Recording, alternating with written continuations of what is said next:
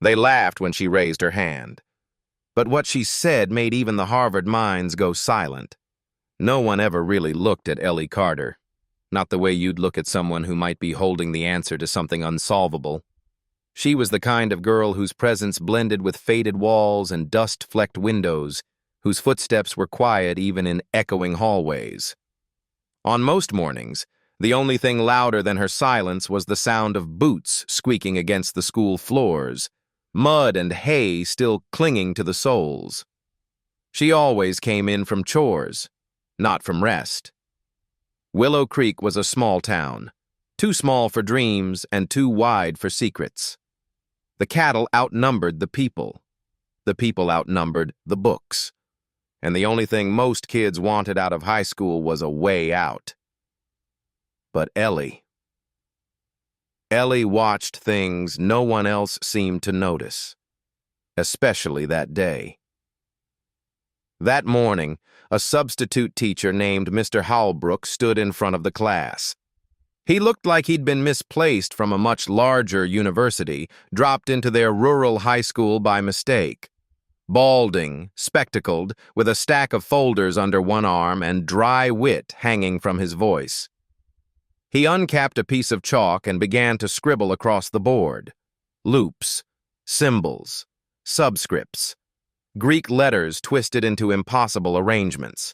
Arrows pointed toward themselves, circled back, then branched into places that looked like they didn't want to be understood. The class barely looked up. Phones slid under desks. A few boys whispered about the upcoming rodeo. Someone in the back snored lightly. Mr. Holbrook didn't seem to care.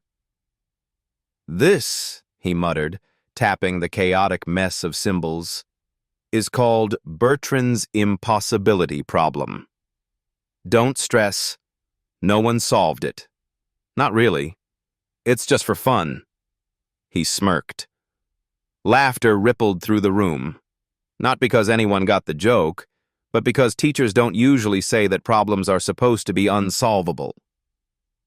Except Ellie wasn't laughing. She sat in the far left corner, 2 desks from the window, arms tucked into a flannel shirt that had once belonged to her older brother. The cuffs were worn, and her jeans had a streak of faded hay across the thigh. Her notebook was frayed at the edges, and her pencil had been sharpened down so much it looked like it was holding on by memory. She stared at the board, and tilted her head slightly. Not because it was impossible, but because, to her eyes, it wasn't pretending well enough. It reminded her of a gate on the south pasture. Looked secure, latched on both sides. But if you really leaned in, you'd see it. A single hinge rusted just enough to loosen under the right pressure. That's what this equation felt like. A structure that wanted to look unsolvable, but wasn't sealed shut. When the bell rang, the class bolted. Backpacks zipped. Boots hit linoleum. Mr. Holbrook gathered his folders with no expectation anyone would linger. "Miss Carter?" he asked halfway to the door, noticing her still in her seat. She blinked. "Yes, sir?" "You're not heading out?" She hesitated. "Mind if I write something down real quick?" He raised a brow but shrugged. "Sure. Just don't draw cartoons." She stood slowly, walked to the board, but she didn't touch it. Instead, Ellie pulled her old notebook from her backpack. She flipped to the last page where the lines were crooked from water stains and the margin was torn. She stared at the chalkboard one last time. Then, she began to write. Not fast. Not to solve it. She didn't believe she could. She was just listening. Her mind didn't shout. It whispered. Outside the window, golden sunlight spilled across the desks. Somewhere far off, the sound of a tractor engine coughed to life. The room was still. She scribbled, paused, erased. Bit her lower lip. Her pencil hovered like it had a memory of its own. She wrote for 5 minutes, maybe 10. Then she stopped, folded the page once, then again, then one more time. She set it quietly on Mr. Howlbrook's desk. No name, no signature, just a slip of thoughts, scrawled in pencil. Then she walked out, boots creaking, as if nothing had happened at all. That afternoon, the sun dipped low over Willow Creek. Ellie's mom was kneading bread in the kitchen when she came in. "School all right today, hun?" Ellie shrugged, dropping her backpack near the door. "Kinda weird. Math thing." Her mom dusted flour from her hands. "Weird bad or weird good?" Ellie thought for a moment. "Weird maybe.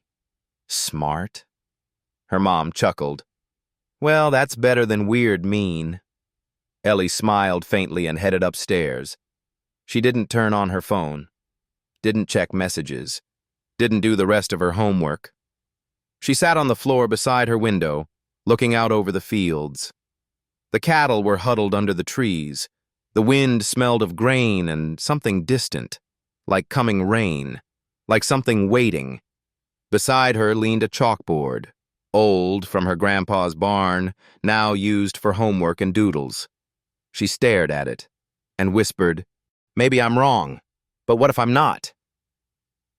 The next morning, Mr. Howlbrook walked into the empty classroom with a half cup of gas station coffee and low expectations. He found the folded page on his desk, almost tossed it. Probably another prank. But when he opened it, he stopped mid-sip. Coffee spilled onto the edge of the desk. He stared. Once. Twice.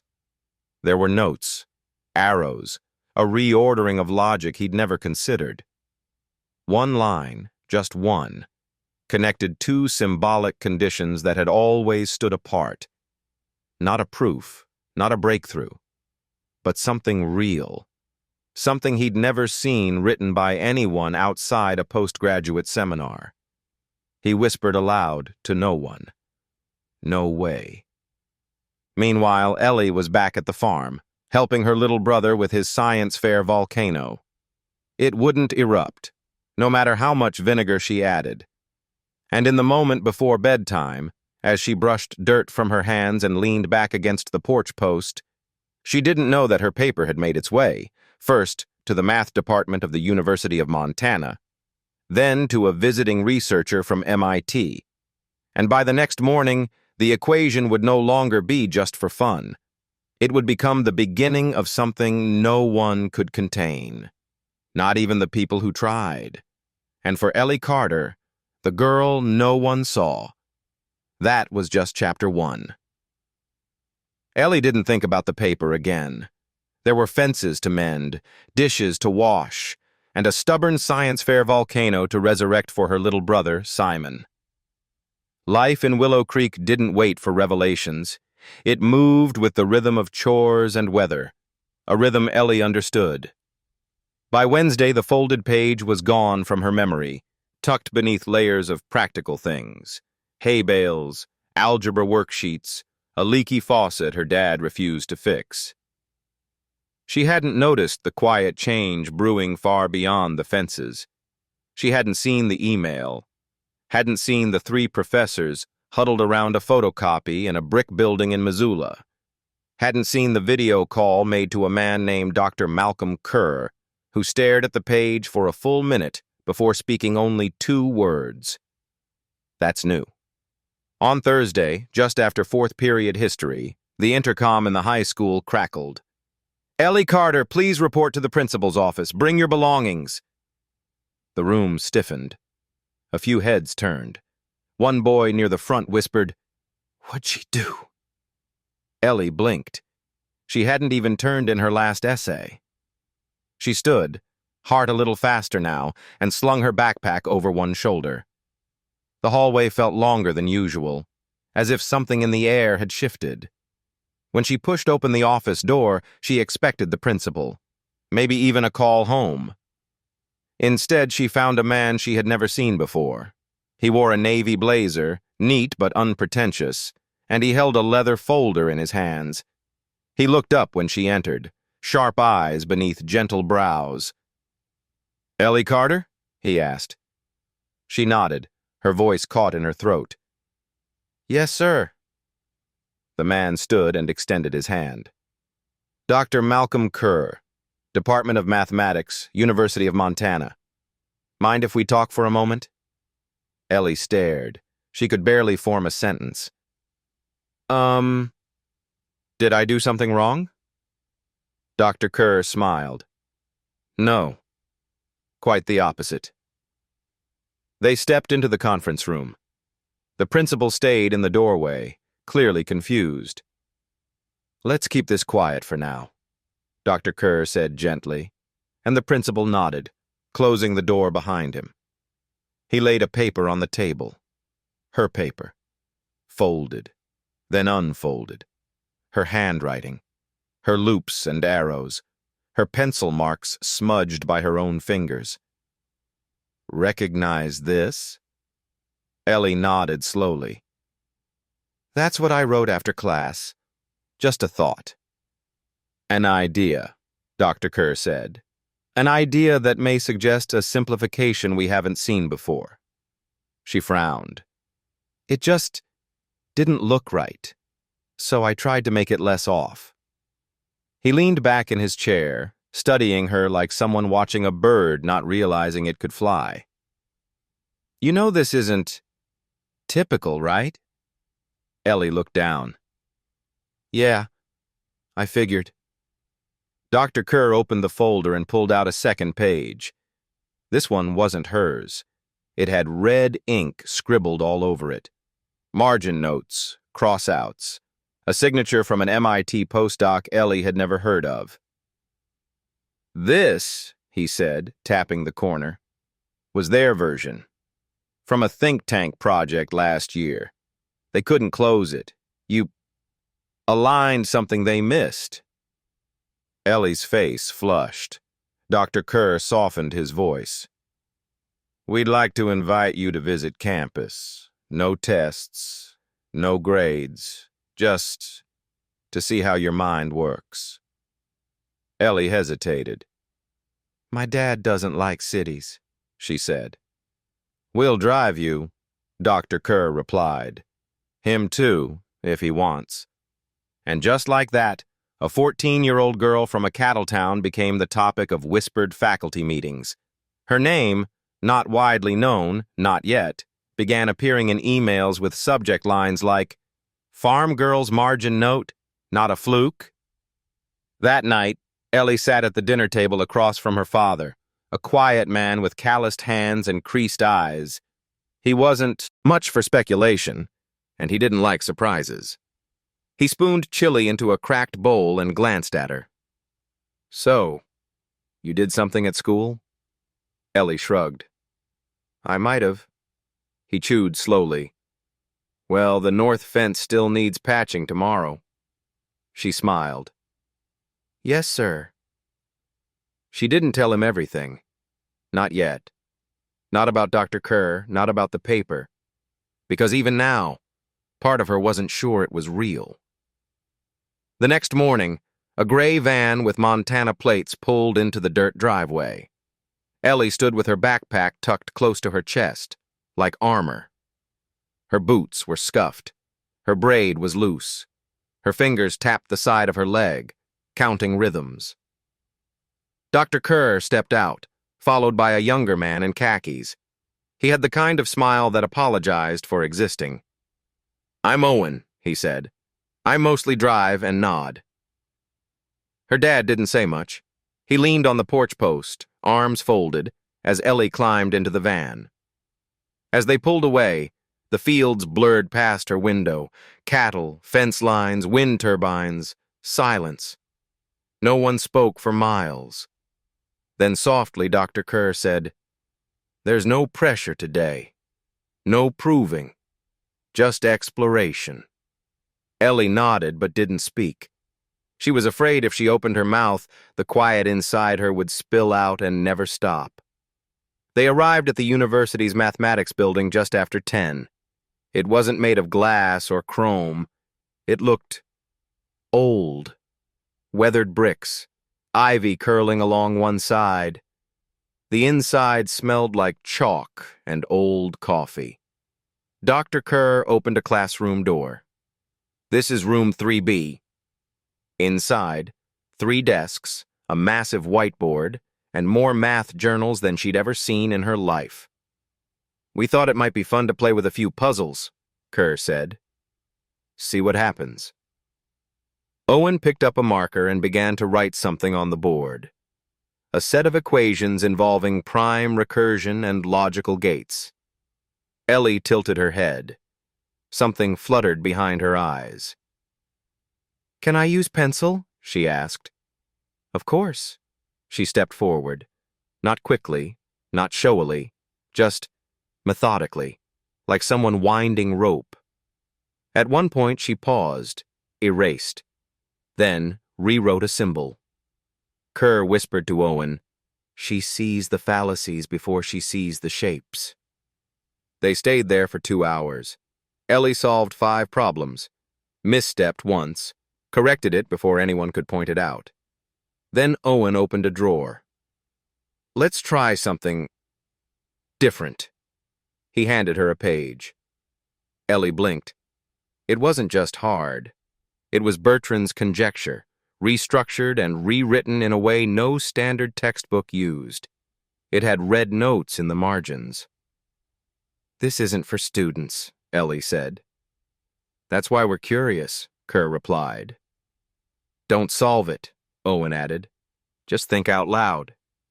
She sat. At first, nothing. Then, a shift. She murmured, "You're all assuming it starts in base 10. Kerr's eyes widened.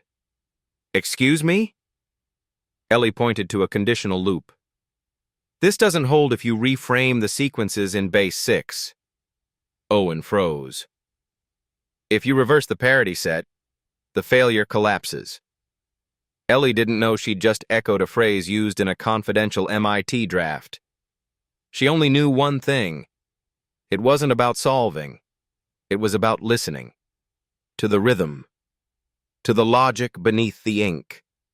And as she stood back from the board, heart quiet but steady, Dr. Kerr turned to Owen and whispered, just loud enough for her to hear, "She doesn't think like them. She thinks like herself." And Ellie Carter, the girl who once counted cattle to fall asleep, didn't need to smile. She just looked at the problem, as if it had always been waiting for her. When Ellie returned to Willow Creek that evening, she barely spoke during dinner. Her mother asked how the visit went. Ellie said, "It was okay." Her little brother wanted to know if she saw any robots. Ellie shook her head. Her father asked nothing, just passed the potatoes and reminded her the west fence needed checking before the rain. But something in her had shifted. Not louder, not brighter, just deeper. She spent that night at her window again, staring out past the barns into the dark. Somewhere in the folds of that silence, she whispered to herself, "I'm not the smartest. I just listen longer." The next morning was Friday. The school hallways were their usual blur of denim jackets and loud locker slams. Ellie took her seat at the back of Mr. Halbrook's classroom, expecting just another quiet day. Until the knock. It was soft. 3 taps. The door opened and Principal Morgan leaned in. "Miss Carter," he said, "please bring your backpack." This time, no one whispered. They all just watched. Ellie stood slowly, heart fluttering in her chest like a bird that had just spotted an open sky. In the office, the air smelled like old carpet and fresh worry. Dr. Kerr stood waiting, but he wasn't alone. Next to him stood a tall woman in a tailored charcoal suit, arms folded, eyes unreadable.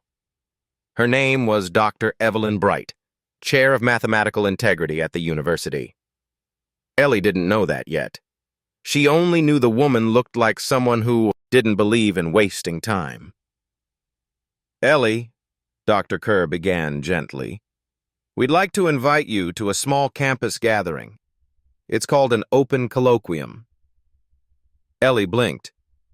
"What's that?" "A place where students, professors, even guests try to solve problems. Live, no pressure. You don't have to speak if you don't want to." She hesitated. "Can I just watch?" Dr. Bright's voice was low and firm. "You can do whatever you like. But if you step inside the room, people will notice." Ellie looked down at her boots. "I'm not trying to be noticed."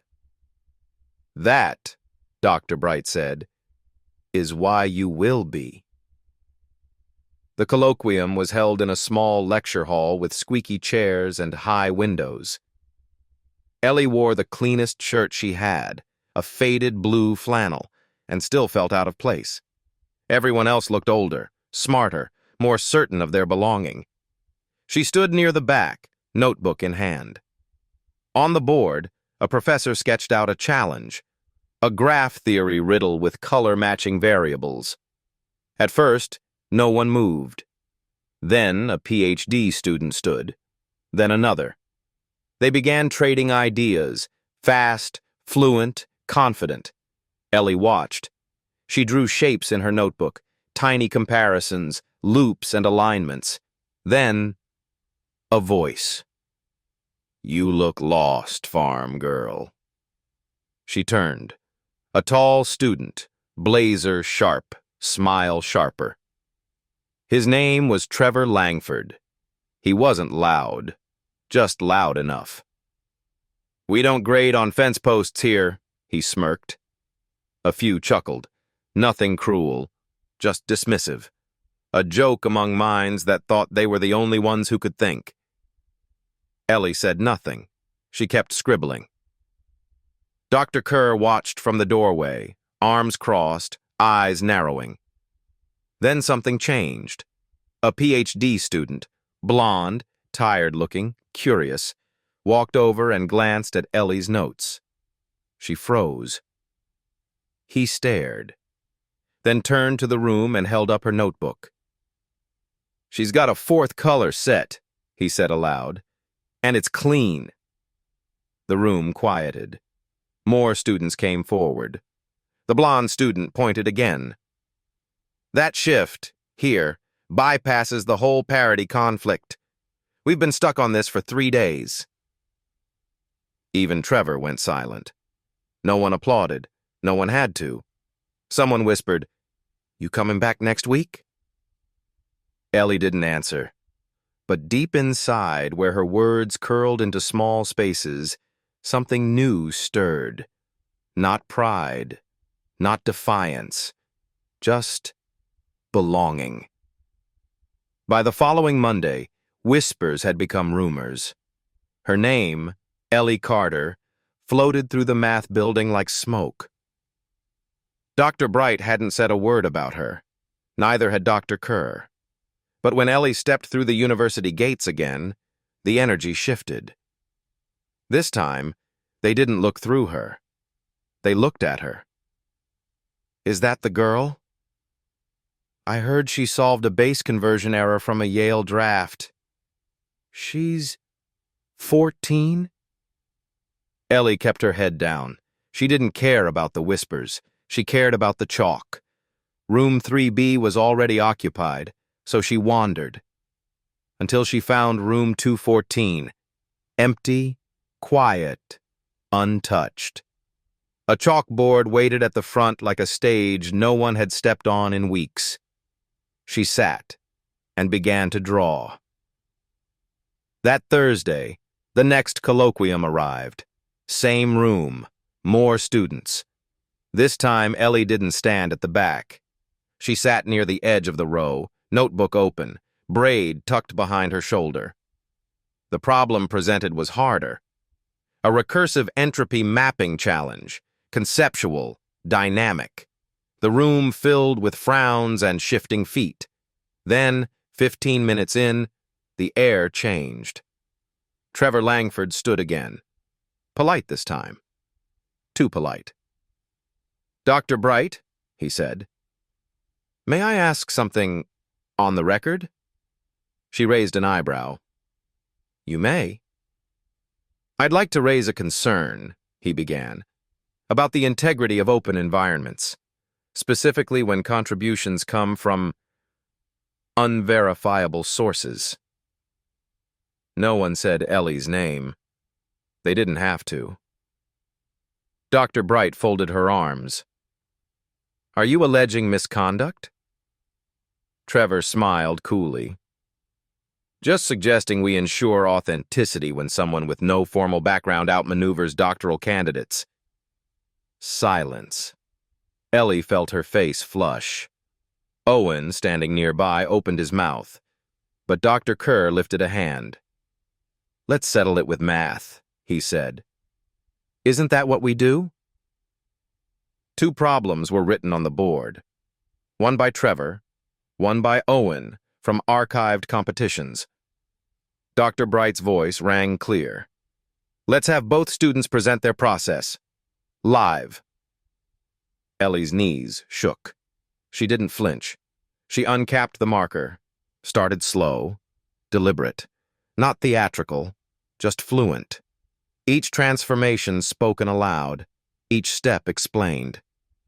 By the 5th line, Trevor's smile cracked. By the 7th, the room was still. By the 9th, Owen whispered, "She's not solving it.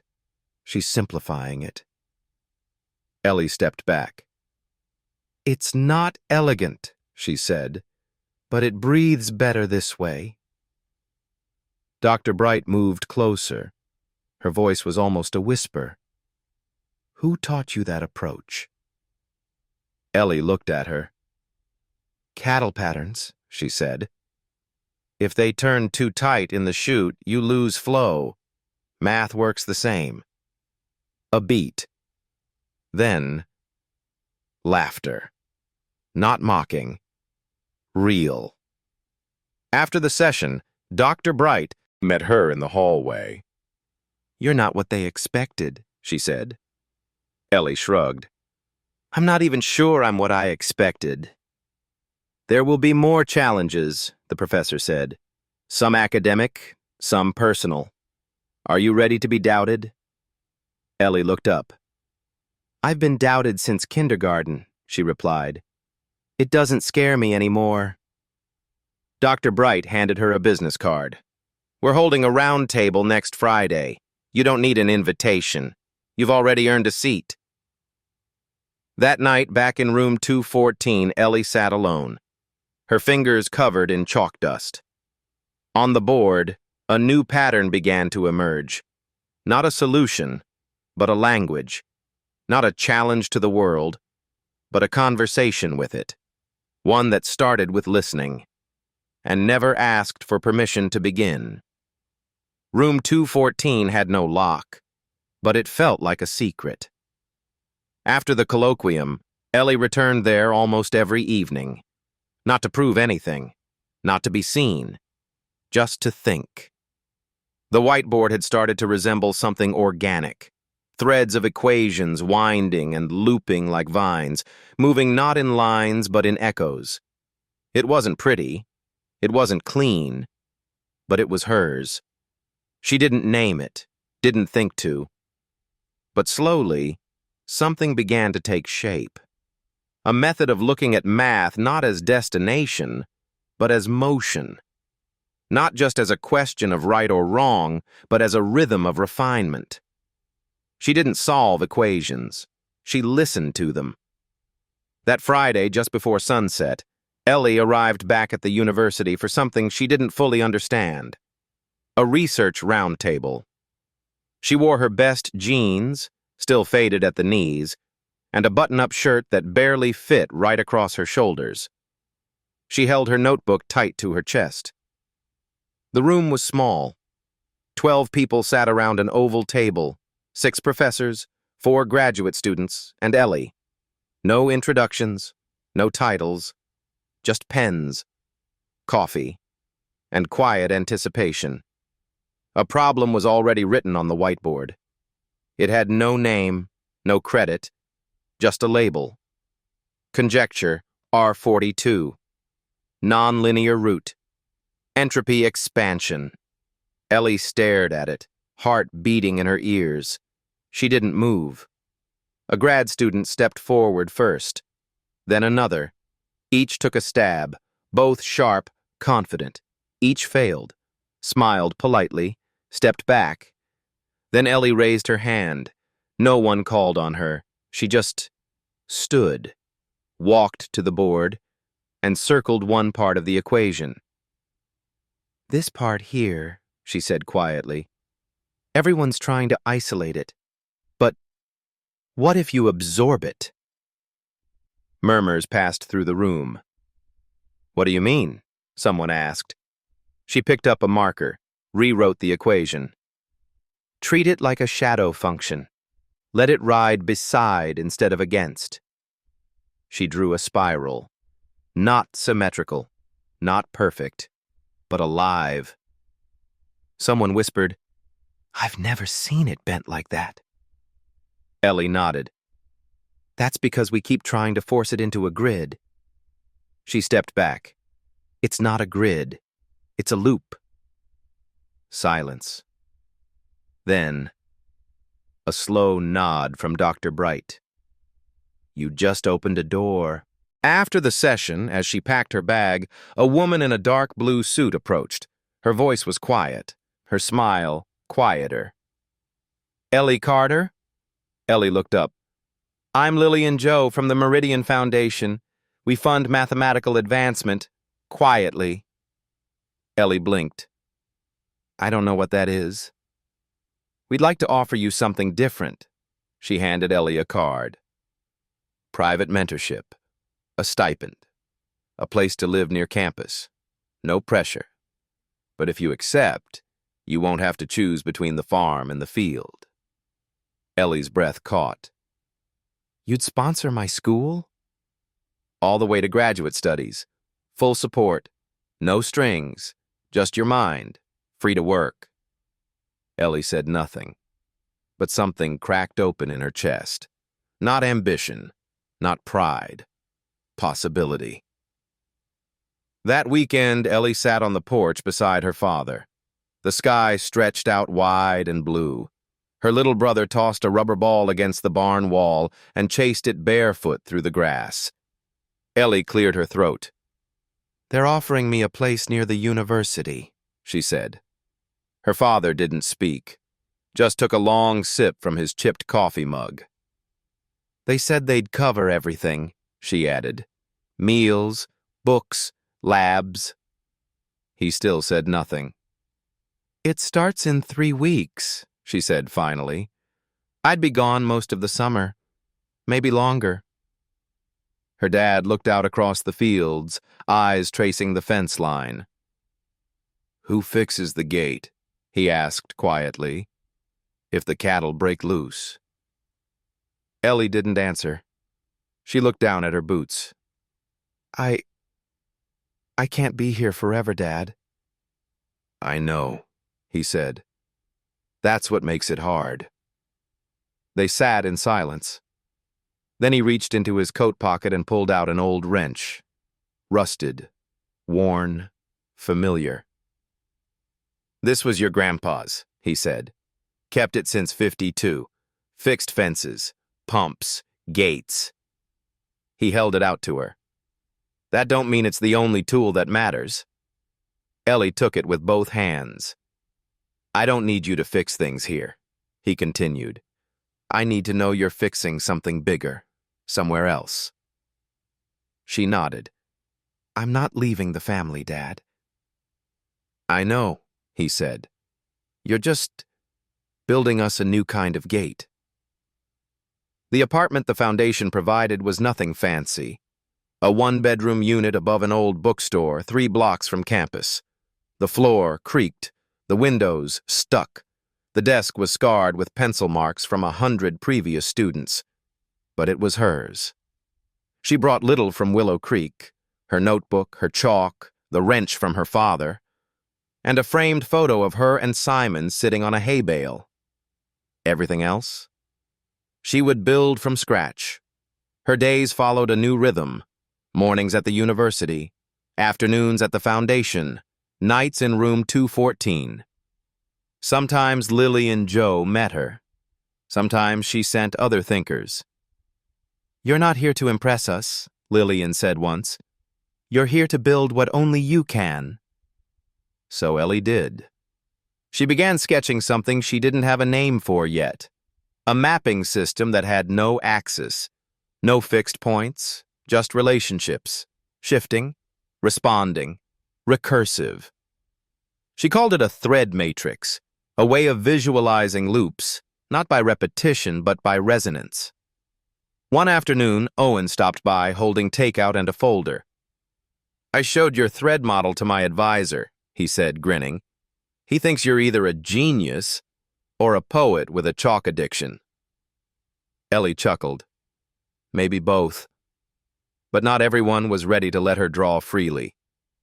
One morning, Ellie walked into seminar room 6 to find a stack of printed papers on every chair. Across the top, "The Myth of the Math Prodigy: Why Grit Still Matters." Trevor Langford stood at the front.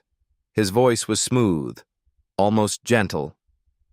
"Today," he said, "we'll talk about narrative, how it elevates anomalies while erasing the grind of real effort."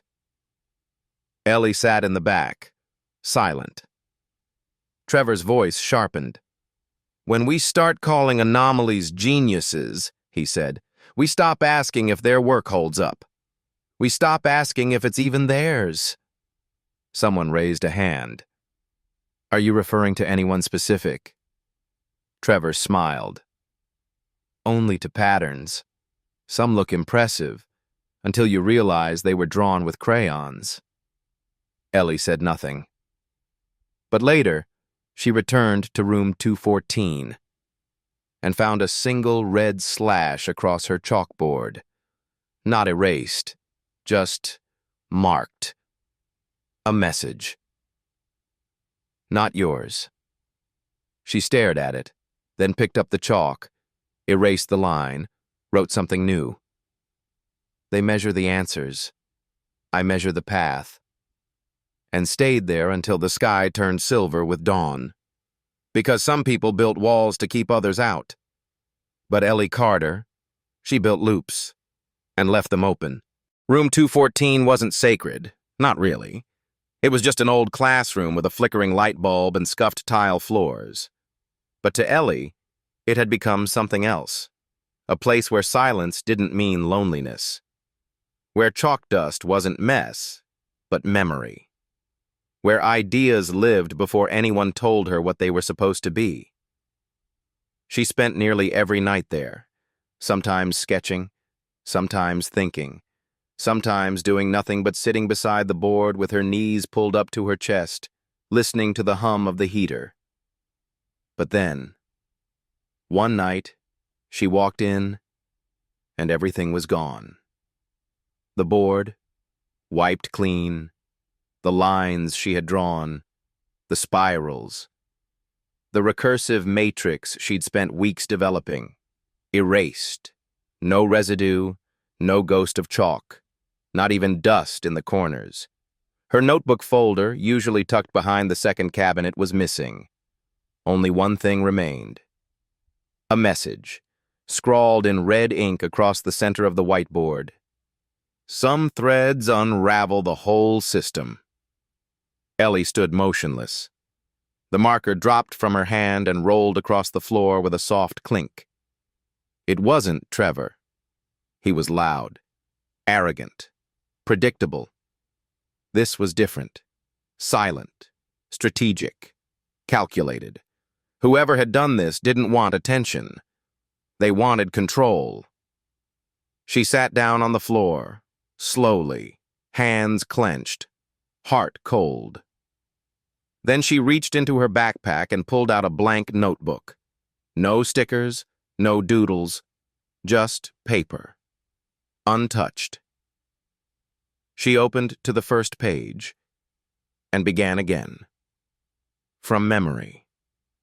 Every line, every symbol, every loop. Not perfectly, but real. Not because she had to. Because it kept coming back to her. The next morning, she walked into a lunch meeting with Lily and Joe and Owen. She didn't sit, just pulled a flash drive from her jacket and slid it across the table. "Back it up," she said. "Room 214 was cleaned out." Lillian didn't blink, but something in her face shifted, a tightness. "I'll check security logs," she said quietly. "But Ellie, if this came from inside Meridian..." Ellie nodded. "Then I need to go public." "Loud?" Owen asked. Ellie shook her head. "No, just undeniable." That weekend, without telling anyone, Ellie signed up for an event called Midterm Ignite Talks, 5-minute presentations hosted by the university's student body, open to undergrads, grad students, and guests. Most used it for resume padding or bonus points. Ellie didn't care. She booked the final slot. Forgettable. But when the list was posted on Monday, one name caught everyone's attention in the math department. Ellie Carter. Topic: Mapping Recursion, a Language of Loops. Trevor saw it. So did Dr. Bright. So did the silent few at Meridian who weren't ready for the world to know what Ellie had found. That Thursday night, the auditorium was half full. Most came for extra credit. No one expected anything from the last name on the list. Until Ellie walked out. No slides, no laser pointer. Just a marker and a question. And "What if we've been drawing math wrong?" A few chuckles. She didn't smile. "We're obsessed with solving things, with reaching the end.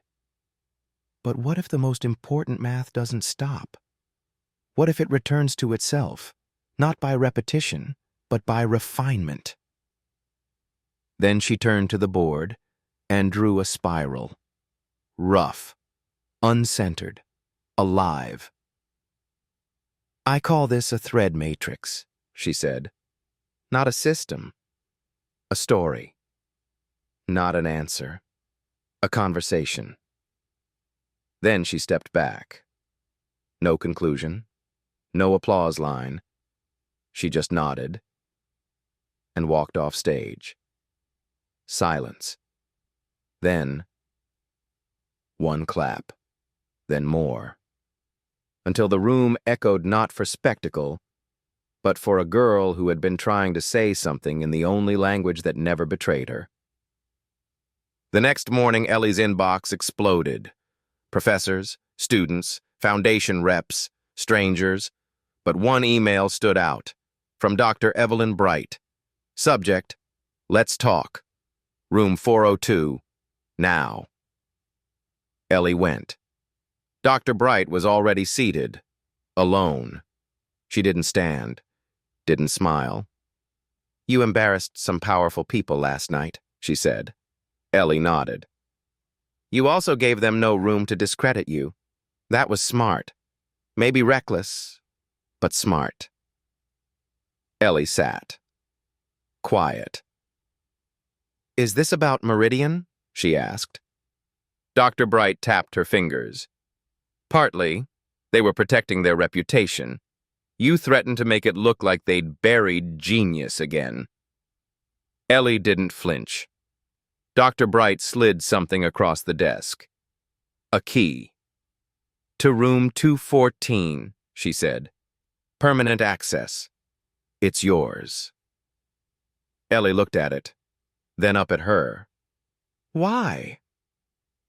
"Because," Dr. Bright said, "you reminded this place that math isn't about power. It's about possibility." That night, Room 214 glowed again. But Ellie wasn't alone. 4 students came, one with a notebook, one with a question, one with a rejection letter, one with nothing but curiosity. They sat in a circle. No grades, no rules, just loops. And for the first time, Ellie didn't feel like she was solving the future. She was inviting others to build it with her. Because some doors stay locked for too long. But if you listen close enough, you can still hear the chalk. By the following week, room 214 was no longer a secret.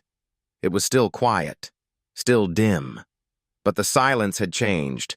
Now it carried voices, laughter, questions, pauses that held wonder, not shame.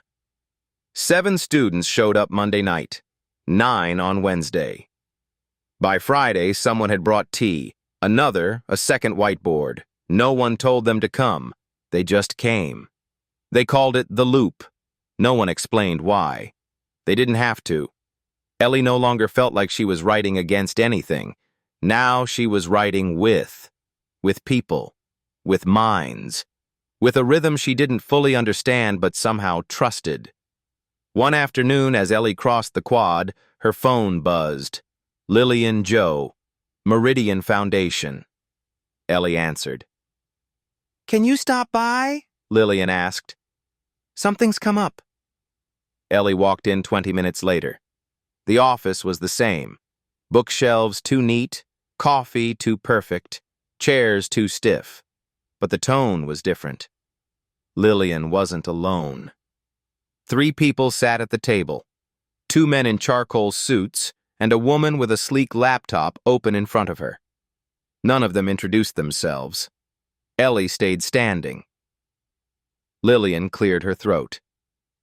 "We've received offers," she said, "from several institutions, high-level labs, postdoctoral research teams. They've seen your Ignite talk and your spiral."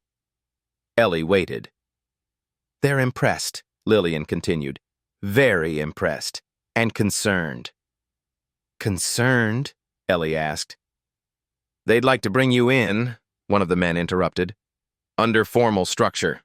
A directed research fellowship, full support, mentorship, access, resources. But," he paused. Here it came. "You'd need to shelf the current model," he said. "Just for now." Ellie frowned. "Why?" "It's disruptive," the woman with the laptop said. "Not peer-reviewed, not aligned with current frameworks. Too poetic." Ellie crossed her arms. "It's not a paper," she said. "It's a process. And it's still unfolding." "Exactly," the man replied. "Which is why we're offering something cleaner.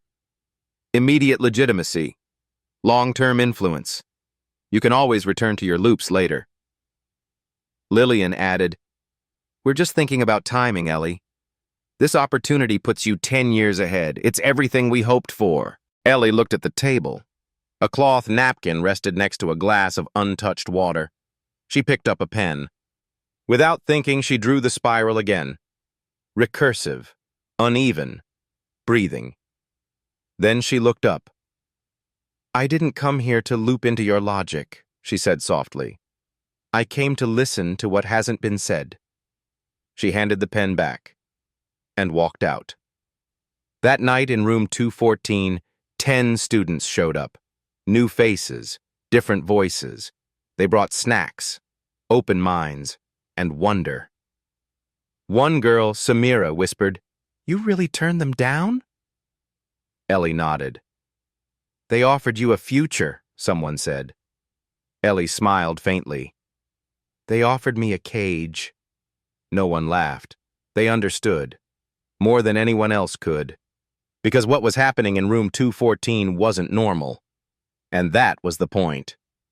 But not everyone saw it that way. The next day, Lillian called Ellie in again. This time her tone was clipped. "Meridian's board has received concerns," she said, "from academic partners, from donors. They feel your public presence is Premature. Ellie raised an eyebrow. You told me to build what only I could. I did, Lillian said. But I didn't expect you to build something no one could supervise. She softened slightly. There are ways to share this. With protection. With context. Let us guide it. Publish slowly, carefully. It doesn't have to be all or nothing. Ellie stood still, then spoke. If I delay the truth until it's palatable, I'm not doing math. I'm doing marketing. Lillian said nothing. She didn't need to.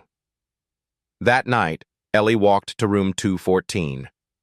She didn't bring a notebook. She brought a plan, a new kind of proof. Not for approval, for access. She uploaded it online, a raw, open-source draft. Thread Matrix, an incomplete guide to what comes next, by Ellie Carter. No affiliation, no institution, no gatekeeper. Within 48 hours, it had been downloaded 14,000 times. One comment read, I don't understand most of it, but I've never seen something feel this alive. Another said, it reads like someone whispering to the future. 3 days later, someone broke into room 214. Nothing stolen, nothing moved, except one page from Ellie's notebook, the spiral torn out, and left in its place a single note. This was never meant to be yours. Ellie stared at it, then picked up a piece of chalk and wrote across the board, Then why does it keep coming back to me? She didn't erase it, didn't explain it. She just left it there. And the next night, when the students returned, they paused in front of the board, one by one, some in silence, some with tears, because somehow that single sentence had said everything they didn't know how to say. It had already been screenshotted, shared, posted, spoken. It was on forums, subreddits, think tank Slack channels. And for the first time, the world began to ask not who Ellie was, but what she had seen. The silence in room 214 was no longer soft.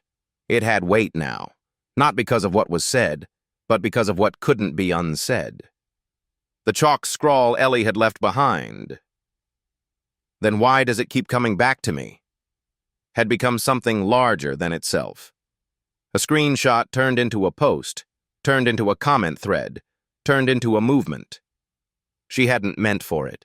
She hadn't asked for attention. But she could feel it now, in the hallway glances, the full lecture seats, the way people whispered her name not with awe, but with concern. On Thursday morning, a letter arrived, hand-delivered, thick envelope, gold seal, from the university chancellor. It was worded like an invitation, but it read like a warning. You are hereby invited to participate in a moderated colloquium to discuss your work. As a guest of honor, attendance is expected. Ellie folded the letter and slid it into her notebook. Expected, not requested. The colloquium was held in Jefferson Auditorium, the old debating hall. Marble pillars, velvet seats, cameras tucked discreetly in corners. Ellie walked in alone. No backpack, no chalk, just a jacket with a pen in the inside pocket. At the long table, Dr. Kerr, Lillian Joe, Dr. Evelyn Bright, several unfamiliar faces, legal advisors likely, or PR officers with math degrees. She took the podium, didn't unfold her notes, didn't clear her throat. She just spoke. I was told this would be a dialogue, but I see 6 people and a camera. So let's skip the formality. A murmur rippled through the crowd. I'm not here to dismantle your legacy, but I won't pretend we didn't build fences around curiosity before we ever built bridges between disciplines. Dr. Bright interjected, her voice calm but firm. Ellie, this is not a trial. Ellie met her eyes. Then why does it feel like sentencing? Silence. I'm not asking for your approval, Ellie continued.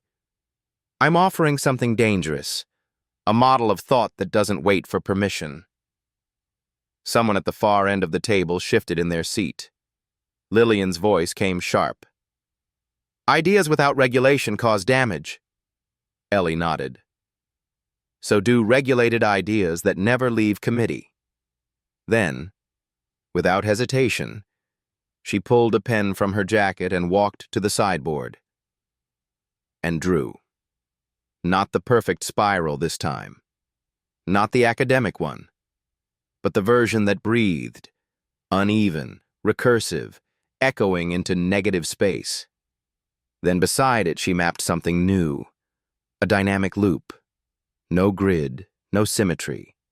Like intuition guided by memory. This isn't chaos, Ellie said. This is mathematical memory. Every turn affects the next. Every mistake refines the future. She stepped back. No applause, but no challenge either. Only stillness. That night, the livestream clip spread like fire. On Reddit, I'm not here to dismantle your legacy. I'm here because I see something they missed. On TikTok, a loop drawn in 3 lines captioned, "This is how math breathes." In Slack channels at tech labs, AI firms, rural classrooms, someone always ended up saying, "Who is this girl?" The university released a statement the next morning. We support intellectual freedom, but must uphold safety and academic rigor. Ms. Carter has not been sanctioned. However, we will review all unsupervised teaching activities. Ellie didn't post a rebuttal. She posted a single sentence to her blog. Spirals do not respond to fences. They climb over them. Later that day, Dr. Kerr knocked on her apartment door. She opened it to find him holding 2 things, a cup of coffee and truth. I wanted to warn you, he said quietly. The board is split. Some want to offer you a mentorship program. The others want you expelled. Ellie didn't flinch. I didn't sign up to be a symbol, she whispered. You didn't have a choice, Kerr replied. They made you one. All you can choose now is what you become next. Ellie nodded slowly. I don't want to fight the system, she said. I want to outgrow it. Kerr smiled. Then build something so alive they can't keep up. The next morning, room 214 was locked. Not metaphorically, literally. A notice pinned to the door. Facility under review, temporarily inaccessible. Ellie stood there staring at the handle. She didn't move, until someone else arrived. Then another, and another. Samira, Yuri, Nate, Zane, her students, her co-dreamers. No one spoke. They just looked at her, then at the empty hallway. Zane pointed toward the lawn across from the library. Wide open, sun-drenched, unfenced. Ellie nodded. They walked together across the grass. Under the shade of the sycamore trees, Ellie sat down, opened her bag, pulled out a piece of chalk, and wrote on the pavement, Welcome to room 215. No walls, no doors, just a loop. Still open. Room 215 had no ceiling, only sky. It had no board, only pavement, no projector, only sunlight leaking through the branches of sycamore trees. And yet, that morning, 37 students showed up. Some brought notebooks, some didn't. A few sat cross-legged, others leaned against their bags. One student brought her younger brother, no more than 11, wide-eyed and holding a lunchbox with a broken latch. Ellie stood in the center of them. No title, no microphone, no authority, just a piece of chalk in her hand and a question in her voice. What makes a system fair? Silence followed. Then ideas began to float. Quietly, then louder. Someone brought up trains. Another, taxes. Another, education. Ellie didn't interrupt. She didn't direct. She asked follow-ups. She drew loops. She listened. It wasn't a class. It wasn't a protest. It was a model for what thinking could look like if no one needed permission to begin. By nightfall, clips from room 215 had spread. One showed Ellie kneeling next to a boy with autism, helping him trace a spiral on the pavement with colored chalk. Another showed her responding to a grad student's question about recursive indexing by drawing a loop inside a loop, then whispering, "It's not about scaling up. It's about listening deeper." A high school teacher in Vermont reposted the video, writing, "I teach 11th grade math, and none of my students have ever looked at the board the way they're looking at the sidewalk here." Monday came. Room 214 was still locked, but no one asked to reopen it. They had room 215 now. It was never empty, even when Ellie wasn't there. A former engineering student set up folding tables. A philosophy major drew circles and quoted Kierkegaard in dry erase marker on poster board. Ellie watched from a distance, then leaned her back against the nearest tree. This was never about her, and that, strangely, made her want to stay. Then, the crash came. At exactly 9:02 a.m. on Wednesday, the university server went down. Permanently. The IT team scrambled. They later traced the overload to a single upload. A 28-page PDF file. Recursive Structures and the Matrix of Thought by Ellie Carter. It had no watermark, no publisher, no academic logo, but it had an audience. Within the first hour, it was downloaded 90,000 times. By noon, it was trending worldwide. The final page had no equation, just a handwritten note, photographed and attached at the end. It read, "This isn't a rebellion, it's a return. I came here to learn how the world works, but the answers kept looping back on themselves, so I mapped the loop. It's not perfect, but it's mine. You're welcome to walk it with me." Ellie B. The university issued no press release. But far from campus, in a forgotten brick warehouse that once stored surplus library books, something else had begun. Ellie and 5 students met there every Saturday. No grades, no titles, just a long table, a few notebooks, and one unspoken rule. You don't need permission to care. They called it the loop. Within weeks, word spread. A group of local high schoolers joined, then a professor from the School of Education, then an anonymous viewer from Iceland, who sent a chalk drawing of Ellie's spiral traced in the snow with a stick. The sessions were streamed. No edits, no music, just raw thinking. The loop began to reach beyond chalk and boards. A 12-year-old boy in Oklahoma used Ellie's logic to redesign his town's bus schedule, cutting delays in half. A retired nurse in rural Segal applied the thread matrix to track medication cycles across 3 communities. A blind engineer in Brazil created a tactile teaching tool based on Ellie's recursive model, a spiral you could follow with your fingers, the way Ellie followed silence with thought. None of them had ever met Ellie. They didn't need to. A year later, Dr. Malcolm Kerr visited the warehouse. He expected to see Ellie. Instead, he was greeted by a girl around 14, chalk on her jeans, hair tied back with a rubber band. Sweatshirt read, "Find the pattern."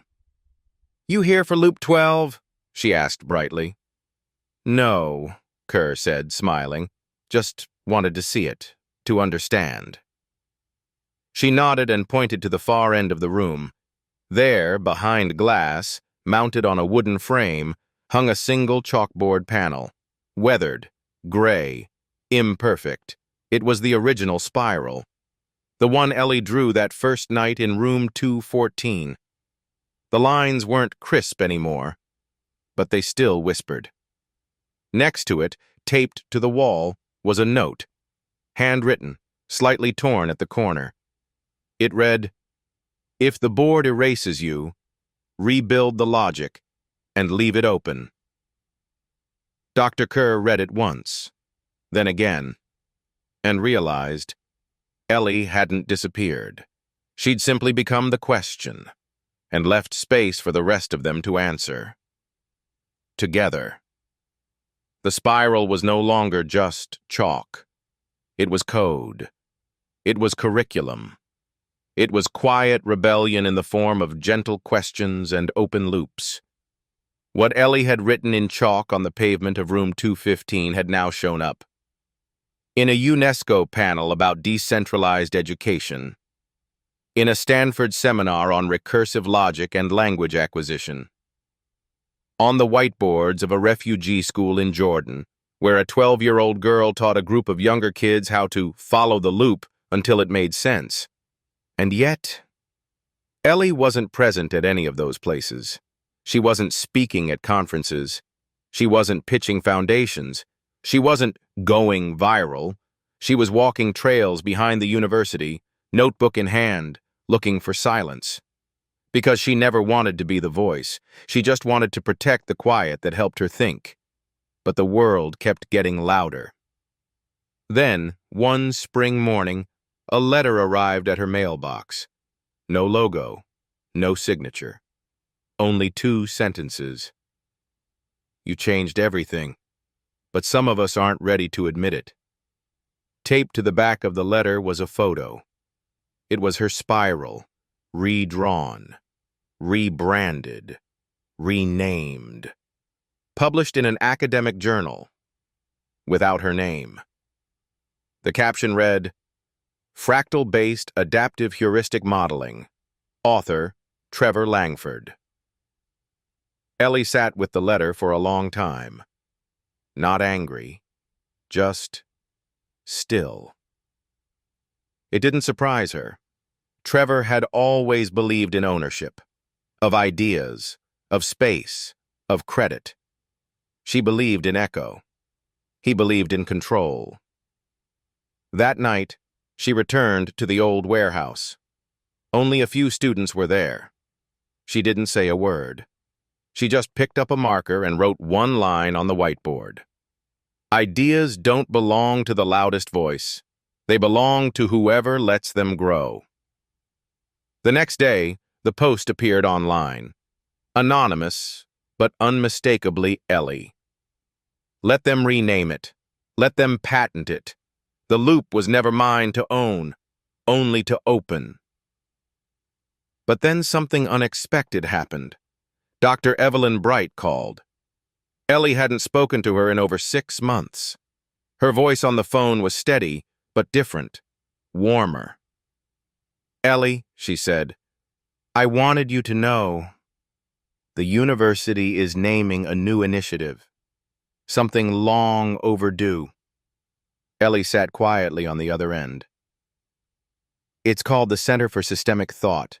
No grades, no faculty titles, just problems and minds that listen differently." A pause. "There's no ribbon cutting, just a door. No lock." Ellie smiled faintly. "They want to know if you'll attend the first gathering," Dr. Bright added. Ellie didn't answer right away. That Friday, she arrived, wearing the same denim jacket she wore to her first colloquium, hair still tied with twine, notebook still frayed at the corners. The new center was housed in the old Jefferson wing, the same building where she had once stood alone at a podium surrounded by doubt. But now, the hallway had been painted over with murals, students' sketches, quotes from anonymous thinkers. In the center of the lobby, A spiral had been carved into the tile. Deliberate, irregular, alive. Inside the main room, 40 chairs formed a circle. One whiteboard, no podium, no cameras. Dr. Bright stood to the side, holding a mug of black coffee and nothing else. Students filtered in. So did professors. A maintenance worker. A museum curator. A boy who looked no older than 10. And then, silence. No one started, because no one was in charge. Then Ellie stepped forward, pulled a piece of chalk from her coat pocket, wrote on the board, "What pattern gives everyone a place to begin?" Then sat back down. No one clapped. No one had to. Someone raised their hand. Someone else didn't wait. And the loop, the real loop, started again. Not with a breakthrough, but with a pause. With permission not given, but shared. Back in Willow Creek, her father read about it in the local paper. The headline was strange. Teens Theory Reshapes Systems Thinking. He folded the paper, poured a second cup of coffee, then walked outside to the tool shed and pulled the old wrench from its hook, the one he'd given Ellie before she left. He turned it over in his hands, then smiled. Not because he understood the spiral, but because he finally saw what Ellie had been building this whole time. Not an idea, a gate. And this one was open. Ellie never returned to room 214. She didn't need to.